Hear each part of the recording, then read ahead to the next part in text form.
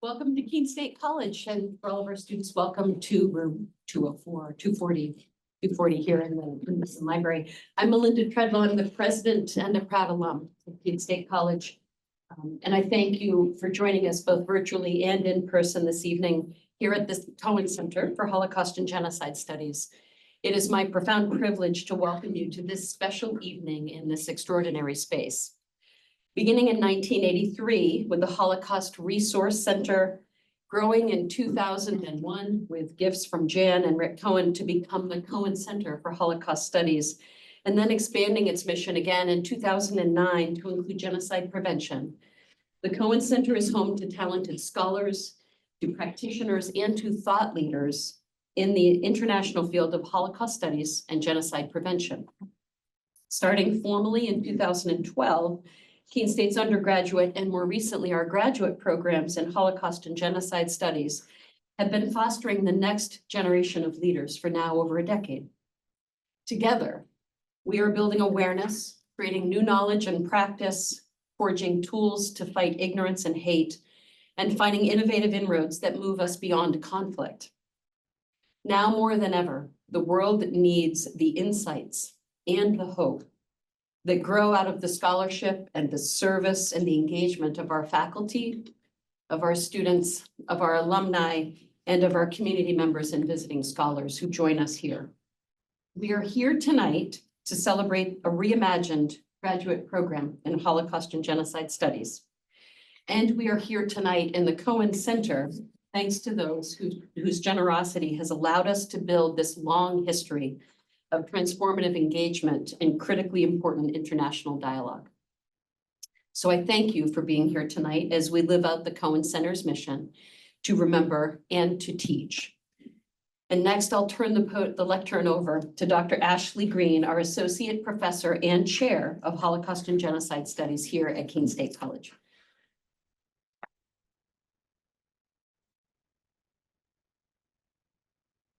Thank you, Melinda. It's truly such an honor to be here with all of you tonight. As Melinda said, we are here to celebrate a new phase and a new vision for our graduate programs. As I look out into the audience, I see the faces of so many whose commitment to the program have made this moment possible. And I won't be able to thank everybody by name, but I do want to say a heartfelt thank you to President Treadwell, to our provost, Kirsty Sandy, for partnering with us to make the Cohen Center a globally recognized hub for the study and prevention of genocide. I'm grateful to the faculty, past and present, who have been a part of this program's journey, the Cohen family and our partners who have made the work that we do a reality. And I want to thank our incredible Cohen Center staff, Michelle Kiawa, Catherine Winters-Mashad. Without them, nothing would work. So thank you. And most of all, I want to thank the students who I see here in the room and who I know are joining us virtually. Thank you for embarking on a field that looks into the darkest corners of what it means to be human while holding on to the best parts of ourselves that give us the resilience we need to seek solutions. You are the reason that we're here. Thank you. As Melinda said, I'm Ashley Green. I have the privilege of directing our graduate programs, and I'll be serving as our moderator for tonight. Our panel features our international teaching team for our graduate certificate. Instead of a formal Q&A, we're going to head downstairs after the panel for a casual reception where the conversations can continue. We'll plan to do that right around 6:15, and our reception will end at 7 o'clock. Before we start, I want to say a few words about the programs that we're celebrating tonight. Our mission, and the mission of our graduate programs, is to bring together world-class scholars and practitioners to partner in the applied exploration and teaching of global genocide prevention. And it's a mission inspired by three convictions. First, a belief in the ongoing importance of deep analytical study of the Holocaust and of the many genocides perpetrated in our world's history. This is the commitment of our master's degree in Holocaust and Genocide Studies and the focus of students pursuing our thesis track. The programs are also inspired by a commitment to developing actionable and measurable prevention strategies that can be used by the practitioners we train to respond to the causes of identity-based violence and to do the work of rebuilding and building resilient societies. This is the work of the students pursuing the practitioner track of our master's program, which embeds students directly in the ongoing work of this rich and evolving area of the field. The work is global, and our in-resident students will share their classrooms with students joining us virtually from around the world. And finally, the programs are inspired by the pressing need for practice-based training that's accessible to people who are ready and committed to advancing this work, many of whom live in regions affected by conflict and who, for reasons of distance or cost, have been unable to engage in this type of training outside of the incredible work that they already do in their countries. Tonight, we are particularly excited to highlight our fully online and asynchronous graduate certificate in Applied Genocide Prevention and Human Security, which trains and partners with practitioners to save lives in their communities. The answers to complex problems like genocide aren't located in any one place. They aren't in the West, they aren't in academia, they aren't in the field or in government, and they're not even located solely in the powerful and unique knowledge held by actors at the grassroots. The most effective answers are found at the intersections of all of these places. They're found around the tables, in the classrooms, and in the virtual spaces where key stakeholders partner together to implement solutions that embed local knowledge into academic theory, to critically examine what's working and what's not, and to adapt to the real practical challenges that face societies enduring identity-based violence. This is the cutting edge of genocide prevention. And the Cohen Center is committed to fostering the spaces where these intersections and partnerships can take place. To open our panel, I want to invite to the podium someone whose life and work embodies the mission that inspires our programs. She holds a Master's of Armed Conflict and Peace Studies from the University of Nairobi and an honorary doctorate in Humane Letters from Keene State College. She's an alumna of the Auschwitz Institute for the Prevention of Genocide and Mass Atrocities, and she's committed her work in Kenya and around the world to empowering communities to prevent identity-based violence. And she's also an all-around fabulous person. It's my true honor to welcome the United Nations Special Advisor on the Prevention of Genocide, Ms. Alice Indiritu.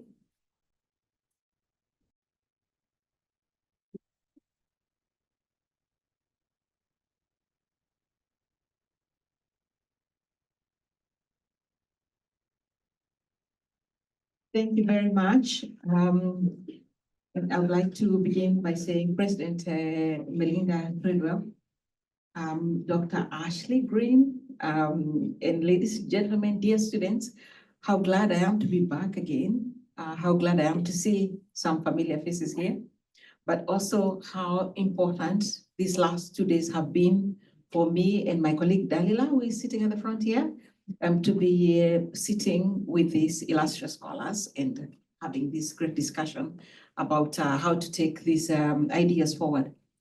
And so I would also like to appreciate, of course, Michelle, as always, and Ashley. They keep me connected to this great Keene State College.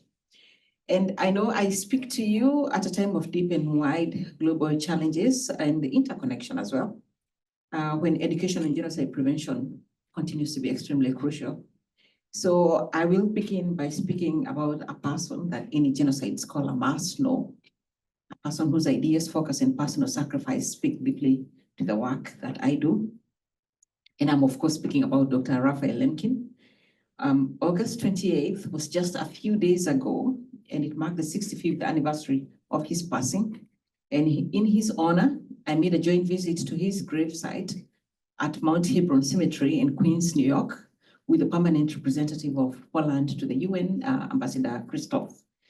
And it's so striking to look at the grave of Dr. Lemkin because the epitaph reads simply, the father of the Genocide Convention. So how did he become the father of this convention? Through books and study, like you're studying now. An idea grew on the young Dr. Lemkin that the crime of killing entire groups of people based on identity had no name. And so in 1944, after a long journey of studying and of books, he coined the word genocide by combining the prefix geno from the Greek word for race with the suffix cide, derived from the Latin word for killing, to give a name to this crime, genocide, and embarked on ensuring legal qualification for this crime. So this word, the crime for which he found a name for, of course, tragically attained deep meaning for Dr. Lemkin, because during the Holocaust, 49 members of his family, including his parents, were murdered. So eventually the resolution on genocide would be adopted by the UN in 1946, with Dr. Lemkin tirelessly working to provide experience in its drafting, skills he continued to apply until on December 9, 1948, the Convention on the Prevention and Punishment of the Crime of Genocide was adopted. So he then intensely campaigned for its ratification, and on January 12, 1951, the Genocide Convention came into force. Today, 153 countries have ratified this convention, with Zambia the latest country to do so, and I was in March this year to launch the Genocide Committee to work on the implementation of the convention in Zambia. So the Genocide Convention, we know, has played a vital role in the development of international criminal law, which defines the crime of genocide as the intent to destroy, in whole or in part, a racial, national, ethnic, or religious group as such. And this formal definition was included in the Rome Statute of the International Criminal Court in 1998, and in the statutes of other jurisdictions, such as the International Criminal Tribunals for the former Yugoslavia and the International Criminal Tribunal for Rwanda, and the extraordinary chambers in Cambodia. So the Genocide Convention also authorizes the mandatory jurisdiction of the International Court of Justice to adjudicate disputes. So whether or not states have ratified the convention, they are bound by the principle that genocide is a crime under international law, and they have an obligation to prevent and to punish it. So I say all this because Dr. Lemkin inspires me every day, and I have a few experiences to share with you of my journey to this office. And I always speak to my colleagues and tell them that there isn't a day that I do not walk on 42nd Avenue going to the office. When I passed by the bus stop where Dr. Lemkin collapsed and was taken to a police station by the New York Police Department and then later died, that I do not think of him. And the fact that you can actually tell the entire story of the word genocide and the crime and the convention through his personal story. So my previous work as a mediator of armed conflict was framed by a background of human rights education and peace building. I taught human rights, focusing on international legal instruments, United Nations declarations and conventions, long before I joined the UN, to communities in conflict. However, I often felt challenged by the limited practical application of my teaching in the absence of domestication of these instruments. The people I taught needed the identity-based conflicts they were going through ended. So I began to make connections in my teaching of violations of human rights as causes and results of violence. Driven by what the communities needed, I built my capacity consistently on human rights, peace building, dialogue facilitation, and mediation of identity-based conflict. So my work with communities also led me to co-found and chair the Wiano Platform for Peace, which was Kenya's first conflict prevention mechanism that linked early warning to early response. So in time, I led several processes as a mediator of armed conflict, leading to the signing of many, many peace agreements. And I also became involved as part of a group of elders mediating between leaders at the highest political levels in Africa. My skills also took me to work on identity conflicts in Myanmar, in an island, the Philippines, and among many, many other countries. I must say that in all this, voracious reading, attention to detail, and continuous education were vital to my success.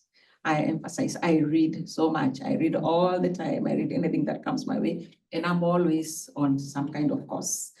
So my experiences have taught me many, many things. One, that whatever prevention work we do is best embedded in the structures of society when there is a convergence of support from stakeholders such as women, civil society, youth, and men. And that genuine participatory dialogue with authentic leaders, while speaks to both truth and justice and contributes to prevention. And I do recognize that the ability of parties in conflict to make war can be turned into an ability to make peace. However, finding equilibrium between short-term security and forced solutions and sustainable peace without any undermining the other continues to be a challenge. Working within and around structures embedded within traditional practice and culture that keep women and youth out of prevention is another challenge. So my office acts as a catalyst within the UN system and globally to alert to the potential of genocide, make recommendations aimed at preventing or halting the risk, and advocate to undertake preventive action. And I must emphasize that my work is prevention of genocide, not adjudication, and only an impartial and independent court of law with the relevant jurisdiction can determine if a situation amounts to genocide. The task of preventing genocide and related crimes is enormous, as the world is constantly evolving, and the risks that vulnerable populations face are increasing. We are seeing new types of violence, such as online hate speech and incitement of violence, and the use of artificial intelligence in war. And of course, the senseless pursuit of violent conflict. So my office has produced documents that would be useful for your study. They are on our website, such as the Framework of Analysis for Atrocity Crimes, developed by learning from past atrocities, the Holocaust, the 1994 genocide against the Tutsi, the genocide in Srebrenica against Bosnian Muslims, and in Cambodia. So history shows that genocides do not just happen or are not isolated incidents. They involve processes, often the culmination of a buildup of systemic factors marked by risk factors and indicators. And these risk factors, you know them, they include political insecurity, instability, social divisions, historical grievances, and hate speech, providing the constant fuel. We understand that these very risks can change, sometimes lessen, or emerge as new ones. So this is why the study of genocide and related crimes, such as war crimes and crimes against humanity, is extremely important. Dr. Lemkin described genocide as a crime of crimes, difficult to prove and difficult to prevent. So these programs that you're studying here in this university will deconstruct the phenomenon of genocide. Firstly, to demystify popular perception that it is a crime too complex to understand, impossible to detect, and therefore prevent. In genocide prevention, a good appreciation of key elements of genocide and their application to historical cases informs the establishment of indicators to risk factors necessary for identifying early warning signs and for taking preventive measures. Because for every risk factor, there is a prevention mechanism that can be put in place. And then we do know that the definition of genocide is also drawn from historical experiences, as I mentioned, to illustrate distinct means of destruction to which the world needs to be alert. And last, understanding elements of the crime of genocide helps us to appreciate why certain episodes in history have been characterized as genocide and not others. This is extremely important for victims who experience past trauma and destruction of peoples and might still be seeking an acknowledgement that past incidents should be characterized as genocide. So these are keys to preventing future conflicts and promoting intergroup and interstate stability. So to effectively work on prevention, we need individuals like yourselves to develop a deep understanding of underlying causes in specific situations of concern and skills to identify potential risks and implement preventive measures. Keene State College continues to provide a solid foundation from which we understand the complex social, political, and economic factors that lead to genocides, war crimes, and crimes against humanity. This graduate certificate course that we've been discussing will make you a critical thinker, will help in developing effective strategies in prevention, strategies that are context-specific and sustainable. And the students and the participants of these courses and of these graduate courses will then become that person who can in turn also transfer the knowledge and understanding on prevention of genocide and mitigation of the risk factors of this crime to others. So finally, a word on one of the indicators of risk factors of genocide, which is hate speech. And I do know that there is always this conversation about when is it hate speech, when is it freedom of expression, and how do we guarantee the two, and that the two do not interfere with each other. And when we speak about hate speech, we are speaking about the crossing over of the threshold into incitement to violence. And we've studied all these genocides. We do know that every genocide we know of was preceded by, was accompanied by, and followed by hate speech. Because you do need hate speech to dehumanize the communities who are targeted for complete extinction. So when you see it spreading online and offline, think about its impact, its role in incitement to discrimination, hostility, and violence. And so the decision to have a course on genocide prevention is commendable. Those who take it are choosing to confront some of the most difficult issues facing our world. And we do know that what you're studying here, that it doesn't make life easier, but that every single step that you take in the right direction is a much needed one, and that can help save lives. Each time you feel like giving up or that your efforts may be too small, remember Dr. Raphael Lemkin and his personal example. You may not know this because I've seen it written in his books in his own words when he talks about how when he was extremely broke and he didn't have any money, that he used to pass out in hunger on the corridors of the United Nations. And he lobbied consistently for this crime to be legally codified. And he never lost hope. So I'm asking you also never to lose hope. Sometimes you look at newspaper headlines or you see whatever is flashing on your phone and you think to yourself, this is impossible. I'll just live my little world and let the world solve its issues. We can't do that. You must remember that your efforts, no matter how small, will make a significant difference in the life of others.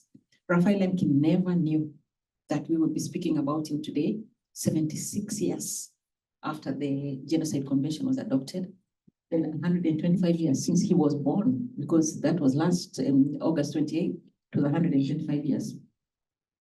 So please embrace this opportunity of being here. You have no idea how many people are seeking the kind of knowledge that you can get here. So please embrace this opportunity and embrace the knowledge that your teachers have, your lecturers have, engage them, learn from the past, but do not be stuck in the past, and shape the present and future.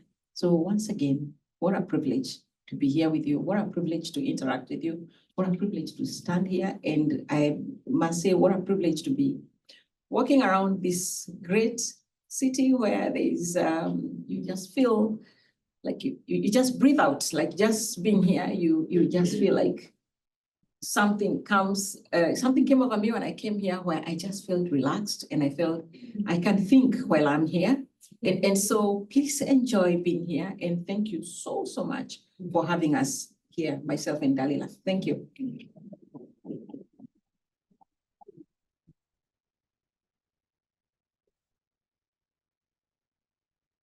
Thank you, Alice. It's so meaningful to have you here with us as we celebrate this program and also to have you partnering with us to build the future of these programs. Thank you. So our panelists have been doing a fantastic job of sitting here and looking fantastic. I think it's time we put them to work. Each of the scholars and practitioners that you see here tonight have a bio that would take me about 15 minutes apiece to read. So instead of reading their formal bios, we've given you short versions on the handout in front of you, and the link to their full bios is in the email where we announce tonight's events. You'll also have a chance to hear more about their work as we get into our discussions. So I want to quickly introduce them by name and title. Starting here, we have Dr. Pinok Gabisa, founding partner of Gabisa Law Firm in Maryland and leading expert in the reform of justice systems after conflict in Africa, instructor of international human rights and security. Dr. Kevin Bales, CMG, Professor of Contemporary Slavery and Research Director of the Rights Lab at the University of Nottingham, instructor of our certificate course on the intersectionality of atrocity crimes. Dr. Kate Gibault, Director of the Cohen Center at Keene State College and instructor of Working with Communities After Trauma. And Dr. Edward Kissy, Professor in the School of Interdisciplinary Global Studies at University of South Florida, Tampa, and instructor of Preventing Identity-Based Violence Through Education. I'd like to pose a question to each of you. For the students and professionals who embark on these programs, we hope it becomes a foundational part of their journey to engaging deeply in the work of atrocity prevention. It's work that we all come to in different ways. And I'd like to ask each of you to speak briefly about your own path to the work that you do and about what drives you to continue this work. Thank you, Dr. Green. Once again, it's a privilege to be here. We are told that we have a very limited amount of time, so we'll just try to squeeze it in there. There is a reason personally why I'm here. There's a personal story to why I am here and why I am teaching the course that I'm teaching. There is also a sense of responsibility, which transcends career. It's a sense of belongingness in a field that matters, not only to me, but to my students and to a wider community who cares about their own life and about the lives of the future generation. I am a practicing attorney by profession, and I am from Ethiopia, born and raised in a brutally authoritarian regime in 1980s, where many of you are aware of the troubled region in Horn of Africa, and the context of starvation, which is perpetrated through the policy and the law. And then growing up in that kind of environment, I see my dad being arrested so many times, and I grew up questioning the reason why. So later on into my tertiary education, I understood that if law is being used to criminalize dissents, if law and policy is utilized or agreed upon by sovereign entities such as the parliament to do bad things, the law can also be used to do good things. So this is a noble cause that I made a decision to learn more, to share experience, to motivate my students, and also see the impact taking place daily. In my course, I have students here who might be a witness to that. I like teaching by also learning. We're not postponing the impact of the class. We are doing the objective and the mission of the class while we're teaching, while we learn. So there's this broader personal story in finding a place, a professional place, a professional space in this wider community of atrocity prevention that brought me into this. So I care about these personal stories, and I am sure that my students learn from this.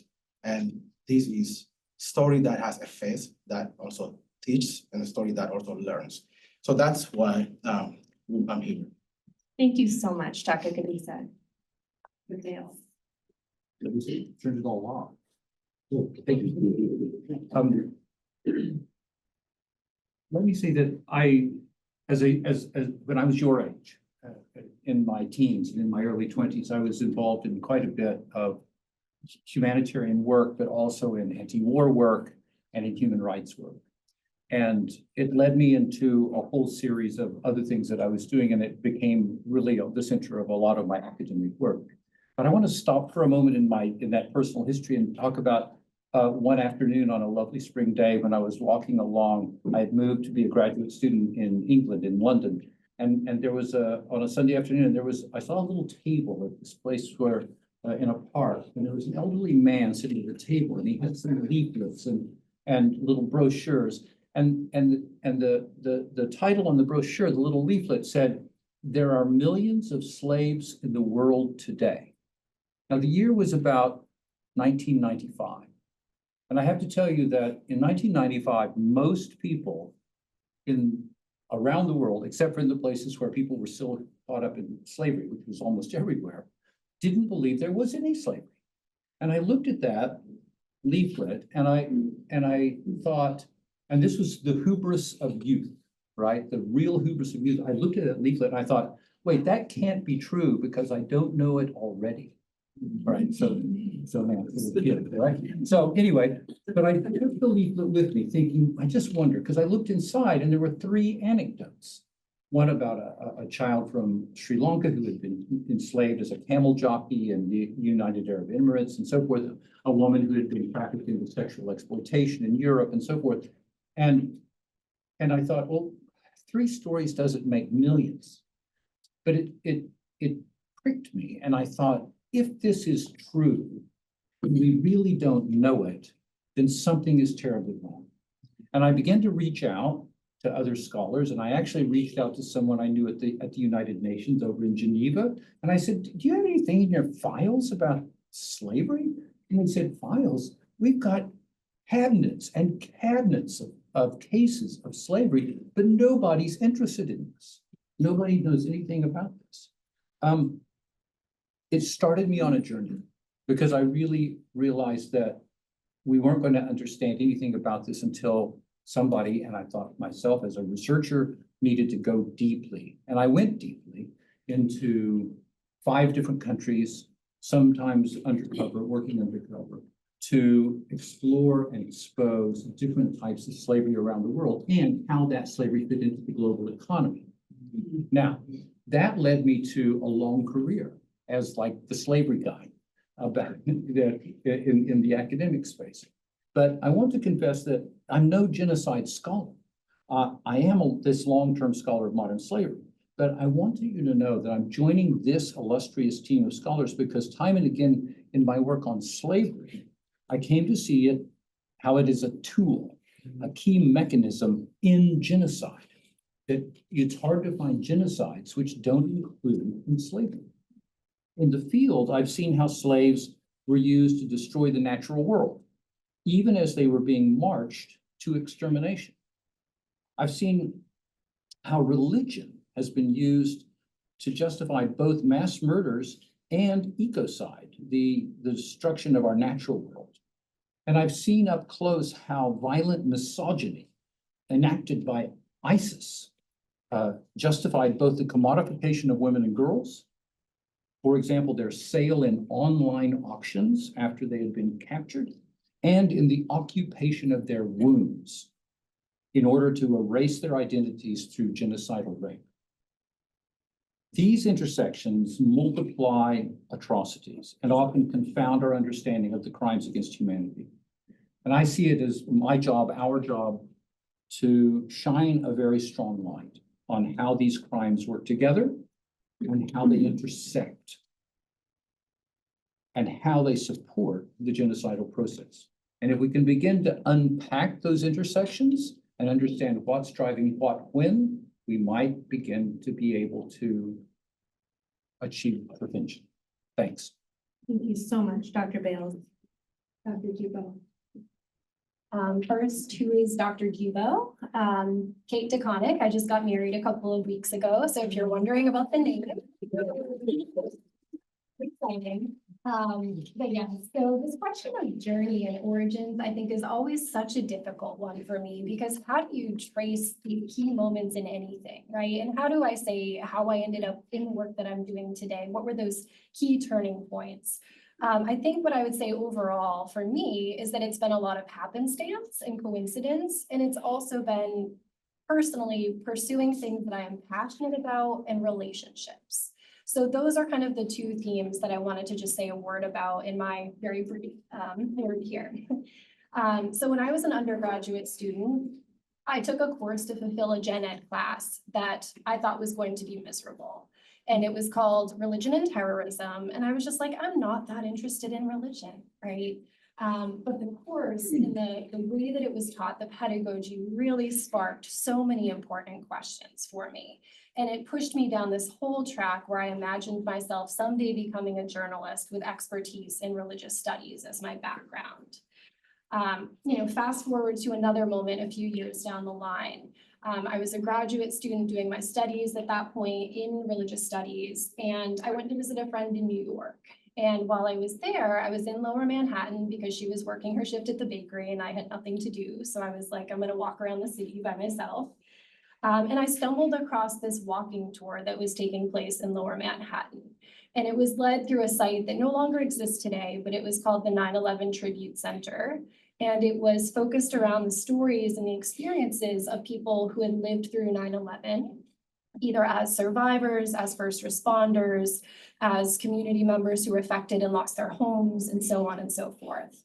And it wasn't for the purpose of a class, or it wasn't for the purpose of anything in particular, but I just felt this really strong connection with the people who were at that place. And I forged relationships with them just to learn about the work that they were doing. I decided to go and volunteer with them for one summer just to kind of be part of their mission and be part of their work. And eventually that is what morphed into the project that became my dissertation for my PhD and so forth. But that wasn't the intention, right? It was a genuine interest in the lives and experiences of other people.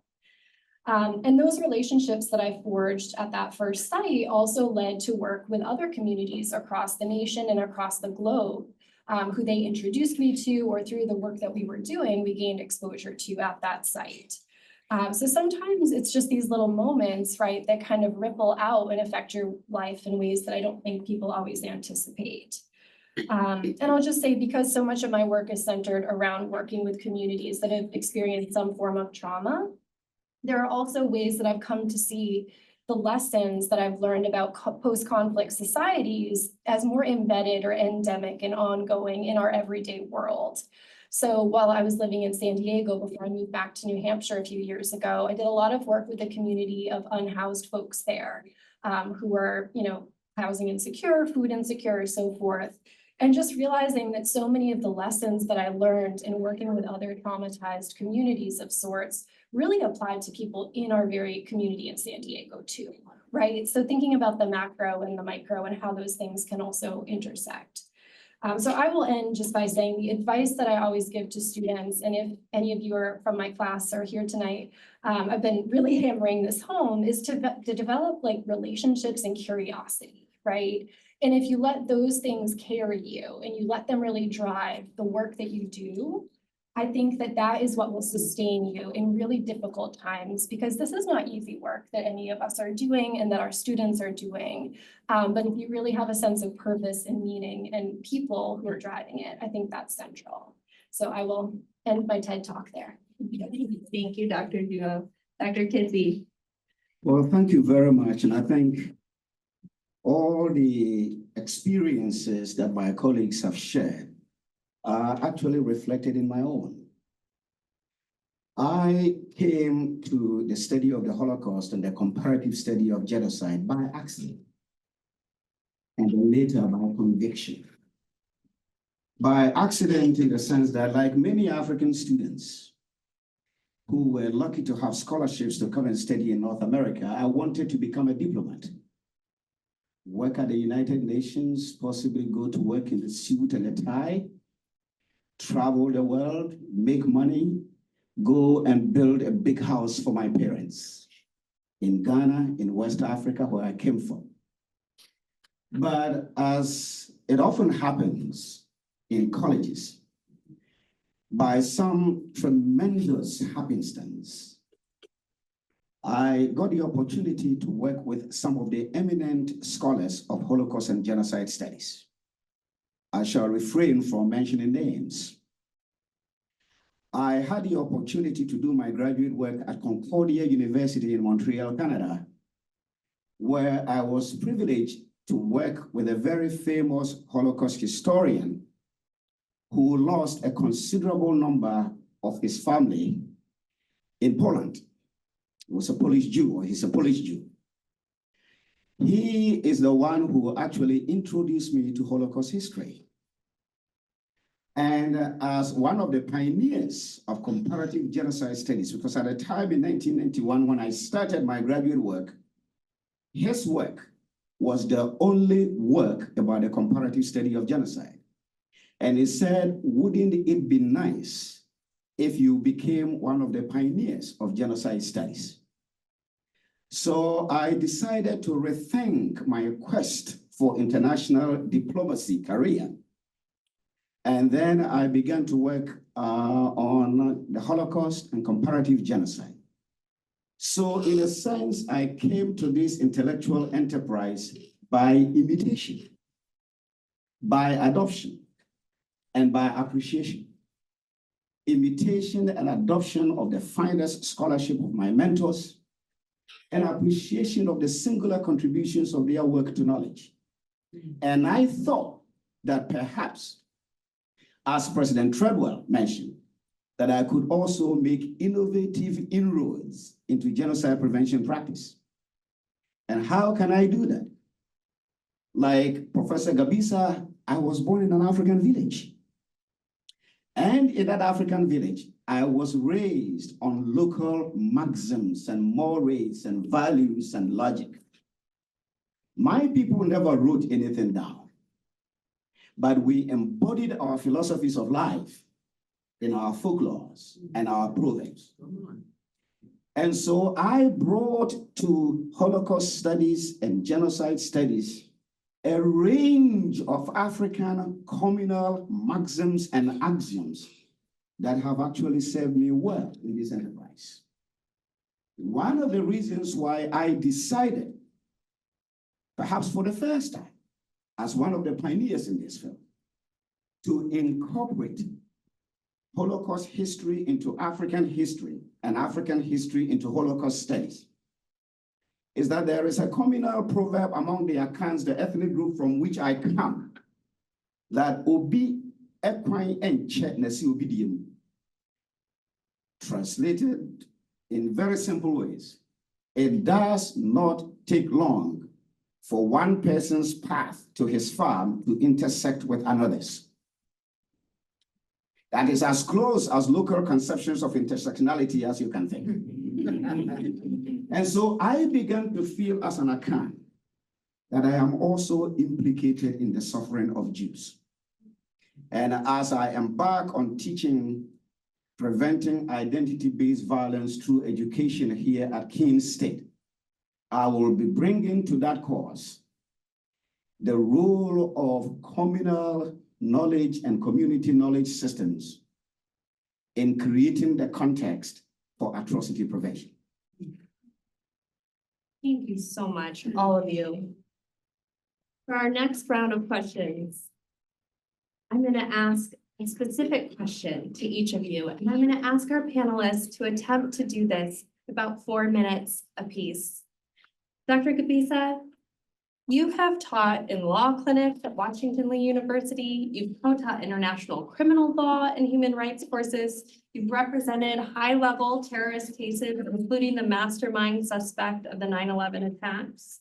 Your work includes co-representing Oromo students in the 2016 case of Oromo students versus the Republic of Ethiopia before the African Commission on Human and People's Rights in the Gambia. In recognition of your efforts, you were awarded the Human Rights Volunteer of the Year Award in 2016 by the Minneapolis-based Advocates for Human Rights. And you currently represent before U.S. immigration courts survivors and victims who fled the recent civil war in Ethiopia. I'd like to ask you to speak to the role of law and policy in genocide prevention today. Benjamin Ferencz, who spoke at Keene State before he passed, once said that the law is something you have to build one stone at a time. Where do you see the cutting edge of genocide prevention and law right now? What are its challenges, its opportunities? And what stones do you see as most critical for us and for our students to build together? And perhaps you could even share something from your experiences your students are having this fall. The key basis of all this is the effort, the professional effort to establish legal truths and historical truths. That can be established through knowledge expansion or knowledge creation, as the president was alluding to. And that can also be established by the academic effort to engage in practical day-to-day conflict lives of people who fled the war. In my experience as an attorney who represents a few people who lived the recent civil war in Ethiopia, the amount of story that I hear from them, even for me, from being from Ethiopia, surprised me a lot. And you can imagine what that looks like for someone who's never heard of that area. And that hit me, or that forced me to rethink how to engage the system of perpetration of injustice and the system of perpetration of atrocities. So in my class, what we do usually is to engage my students in a fact-finding mission based on the theories that they study in the syllabus or in the module. The students would engage in a fact-finding mission, which is persuasive and which also serves the community. So this process requires different hands. It requires different actors and different collaborations. And at the end of the semester, what we do is submit the report to stakeholders. So the reason I brought this example is to show you the process, the intellectual process of establishing historical truth and legal truths. One thing that victims or family victims of civil war suffer from is lack of their truths. Sometimes they get snatched of their truths. And it's our professional responsibility. It's our duty through the teaching and learning process to establish that. So that's where the piece comes together. The cutting edge of atrocity prevention legislation depends on what we do here. Here is the place where we create and expand knowledge. This is a place where we establish fact. It requires the highest level of responsibility. And that's what we teach our students to engage in. So finding the proper piece and the proper space in this complex, long process, intellectual inquiry process, requires a high level of moral responsibility. So when Benjamin said about building piece by piece, he was referring to, in my understanding, he was referring to the need to use the toolbox, which is the legislation and the policy, and make sure that those who collectively perpetrate injustice, genocide, and there is enough literature going back to the story of Holocaust to understand this, they use the same paradigm, they use the same legal institution, they use the same policy. It's our responsibility to turn that into a public good, to turn that into a global public good. So that's where this program comes in, and where the students get the required skills and tool in their box. When they go out, they'll be ready to serve the community. Thank you so much. Dr. Bales, you won a Peabody Award and 2 Emmys for a film based on your book, Disposable People, Use Slavery in the Global Economy. You published on practical strategies to end slavery and put those theories into practice through foundations like Free the Slaves, the Global Slavery Index, and the Rights Lab. You wrote a book on the connections between slavery and environmental destruction, which you mentioned. You're currently working on manuscripts that explore connections between religion and slavery and between genocide and slavery.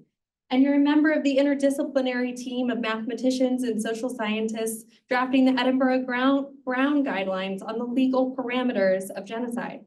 Your work, which has been named by the Association of British Universities as one of the top 100 world-changing discoveries of the last 50 years, exemplifies an intersectional approach to the study and prevention of genocide and related crimes. Can you tell us more about how you see these intersections, and why is this analytical framework so important to the field of genocide prevention?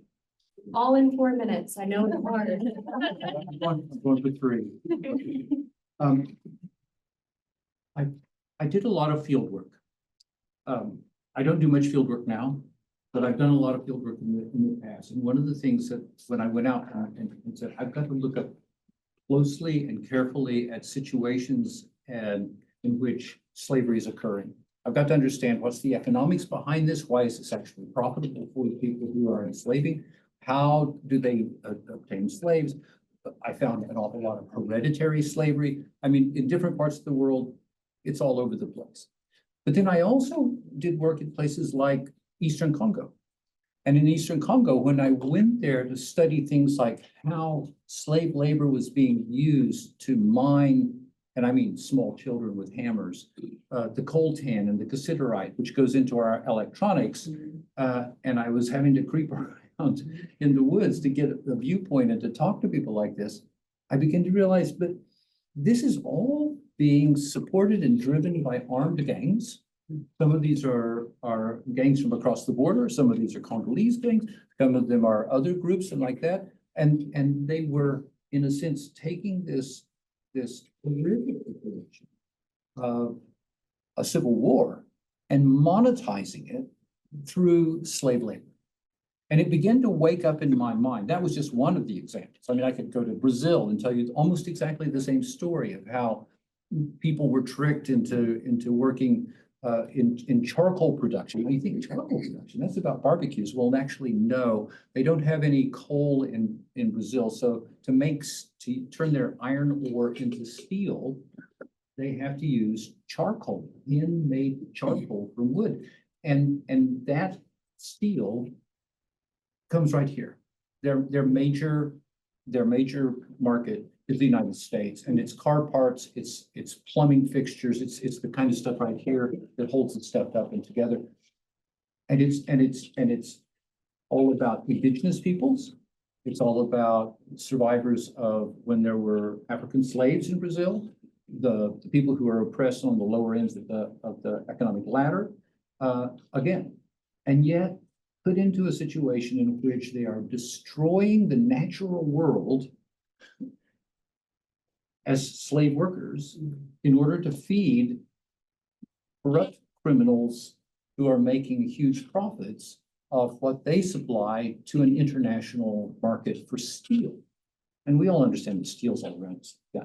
But I could go on and on with the examples, but the whole key thing here is that I started looking at slavery and I begin to see there's a linkage between that and so many other things. And I'll just probably touch on one last thing, which is about, we had the remarkable good fortune to acquire a very large tranche of ISIS internal documents. After they had been pushed out of the northern part of Iraq, where the Yazidi people were living and where the ISIS had decided to commit genocide. I mean, and they had actually written it all down. They had written a theological justification about why this was perfectly going to be allowed by God, why this was a smart thing to do. And then they carried out this remarkably systematic genocidal assault on the Yazidi ethnicity. What was surprising to us all when we went through the documents is that we all understand how in the Holocaust, the Germans were very good at keeping records. They were very good about organizing train schedules and making sure the camps had the right equipment and so on. The ISIS was doing the same thing. They had pathways already charted in their bureaucratic filing cabinets about what will we do with the girls who are over 18? What will we do with the ones under 15? What do we do with the elderly women? And by elderly, I meant sort of over 45, or the men. And the answer to those two questions was immediate extermination. So they would round up an entire village. They would shoot. They would take all the elderly women to one place and shoot them. They take the men somewhere else and shoot them. And then they would begin to do the processes which led to different types of exploitation and impregnation or sale to bring in. And at one point, ISIS was bringing in about $14 million a month on the sale of enslaved people. It's these intersections. My mind is turning into like a bowl of spaghetti of intersections. And I'm bringing that as my special gift to the culinary delight, intellectual culinary delight of spaghetti brain. Thank you, Dr. Bales. Dr. Tebow, your research and scholarly writing engage largely with communities who've experienced mass atrocity or mass trauma. In post 9/11 New York City, in Newtown, Connecticut, you've worked with first responders, with survivors and family members of the deceased, religious communities, and others to study processes of memorialization in particular. Can you tell us about how you see trauma and memory as related to genocide prevention training? Thank you. So the course that I am working on putting together for the spring term is on exactly this topic. It is about what it means to work with different communities after an experience of trauma. Can you all hear me okay? Okay, I can't hear myself, so it's weirding me out. Thank you. So part of what I'm really interested in exploring with students are the ways in which individual lives, but also collective life can be shattered by something that we might call trauma, right? Just to give an example from post 9/11 New York, a lot of the people that I worked with there had very personal and embodied traumatic responses after that attack, right? So intrusive thoughts, nightmares, flashbacks. They also had, financial concerns and other things that personally they were grappling with, right? And as a kind of side branch in the course, one of the things that I'm really excited to tap into with students is some of the emerging science around this, specifically in the fields of genetic studies and brain imagery, and really thinking about the ways in which trauma is also intergenerational, right? And it is passed down through our very bodies in really important ways that we are still trying to figure out. So it is super cutting edge stuff that is happening, coming out of science in that regard. And also at the same time, when we think about a case like New York, we have these individual forms of trauma that become embodied, and we have this collective life that has been shattered, right? So the community and their ways of being New Yorkers was destroyed when those towers came down, right? So what does it mean also to be a community that's trying to imagine how to become a community again? And this translates into so many other contexts. So broadly speaking, what I'm really interested in, and part of what I want to talk with students about, is the different forms of meaning making that communities can strive toward to maybe try and make some sense and find some path forward from where they have ended up, right?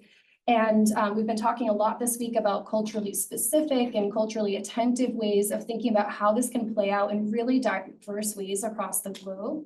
There's no one pattern that works in every place or for every community. So really being attuned to the different ways that trauma can be represented and also addressed, or in some cases not addressed, by different communities.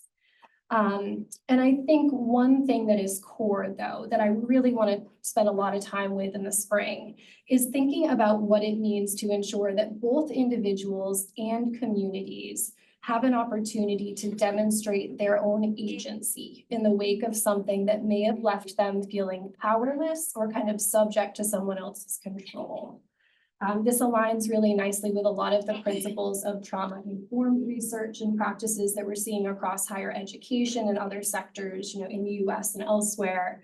But it is very easy sometimes for people to come into a situation and working with a community or an individual who's already been traumatized, tell them what needs to be done instead of working with them to figure out what's going to actually work for them, right? So really thinking about what reciprocal relationships look like in this context and democratic conversation. And I have a lot of examples that I could share, but for the purpose of time, I will save those for the reception. I will just say though, Ashley, that in response to your core question, thinking about how trauma and memory are important in terms of the atrocity prevention training. This is what some of our students will know as downstream prevention, in the framework shared by our old colleague, Jim Waller, who is amazing in this regard. Post-conflict peace building is both about trying to provide opportunities for healing, but it also has everything to do with preventing future atrocities, right? These cycles of violence can really continue to spiral unless there is something that kind of intervenes in that cycle. And I would say that, when it comes to thinking about the role of memorials and museums, for example, the work that they can do to counter denial, I think, is central in all of this. Gregory Stanton talks about how this sort of presentation of truth and documenting of history can be one of the most important things in preventing future atrocities, right? So generally speaking, I would say, keeping our youth engaged in dialogue about the past and really thinking about how we imagine ourselves and who we want to be, or the communities that we're working with, who they want to be, in the wake of a conflict is central. So I'm so excited to tap into this course with students and just delighted to hear about the ways that will intersect with the other instructors' work. Thank you. Thank you. I would like to take all of your courses, and I've decided to create a pseudonym and to register myself as somebody, I won't tell you the names, so I can take them all. Dr. Kizzy, your latest book, Africans in the Holocaust, explores how Africans engage with the events of World War II and the profound social and moral questions raised by the Holocaust. You're working with the United Nations on the development of a Holocaust and Genocide teaching guide for educators on the African continent. And I've had the privilege of seeing you speak directly to policymakers in Africa's Great Lakes region about the importance of marshaling deeply held cultural traditions to respond to the lessons of the Holocaust and other cases of genocide. And one of the things I most admire about all of your work is the way that you take issues that are universal to all of us and embed them in the local. Can you tell us more about how educators in Africa are engaging with the Holocaust and why you feel that the future of genocide prevention involves the development of uniquely local responses to the problem of identity-based violence? Well, thank you very, very much. I am a historian by training, so normally I don't get directly to questions without offering context. Many people in Africa, particularly the more literate among African communities who could read newspapers and who could leave their sentiments about the Holocaust in recorded memory, saw the Holocaust as a horrific example of an identity-based violence. Identity-based violence that was targeted against European Jews because of their religion, because of their sexuality, and because of what they represented within Nazi ideology. It is in that context that many in West and East Africa began to think that their best identity-based violence response is to write about it in local newspapers, and then also to enlist in World War II to fight against Nazism. By fighting against Nazism, my own uncle went to war and died in Burma. They were fighting to preserve their own selves within the context of their own local mores. In January 1944, President V.S. Tubman of Liberia proclaimed in the Liberian legislature, even though Germany was the largest trading partner of Liberia, but within the context of local mores, President Tubman proclaimed, I am opposed to Nazism, not because it is of German origin, but because it was contrived to be and is being used as a potent instrument to effect the dissolution and destruction by treachery of everything that stands for morality, humanity, justice, righteousness, and even common decency. He was speaking from communal moral logics. The good news is, and Dr. Green mentioned the role that she and I have played in actually developing the UNESCO Teacher's Guide for teachers in Africa on teaching about atrocity crimes. I think that Keene is a place where I have to be to share some of the elements of that teaching guide. Today, Holocaust education has taken root in Namibia, in Rwanda, in Zambia, in Nigeria, in the Democratic Republic of the Congo, and in the Great Lakes region. Holocaust education is being used as an entry point, not only to examine colonial histories, just using the Holocaust as an entry point to engage classroom conversations and students about what the German colonial administration in 1904 and 1908 did to the Namakwa and then the other local populations there. Nigerians are also using the Holocaust as a context for looking at the state-organized persecution of Igbo nationalists who rose against the state in their own quest for a Republic of Biafra. In Rwanda, the Holocaust is being used as an entry point for discussing what happened to the Tutsi in 1994.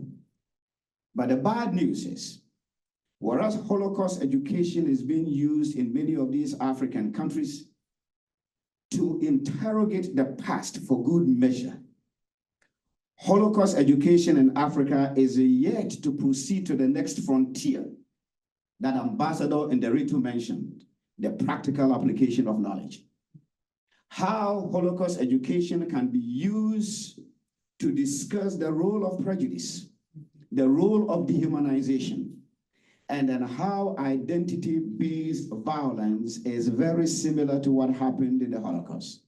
In my view, the best way for Holocaust education to be practical, to be pragmatic, is through the development of uniquely local communal responses to atrocities. And how we engage in communal moral logics becomes very important. In conclusion, in May 1944, the Ethiopian Herald wrote in an editorial, "The answer to modern day anti-Semitism is to make the plight of Jews the battle for social freedom in general." From that local communal dynamic, one can say, and something that I'll share with my class at Keene State, the answer to modern day identity-based violence is to make common cause with those who are persecuted on the basis of identity. Wow. Ladies and gentlemen, the project is coming in.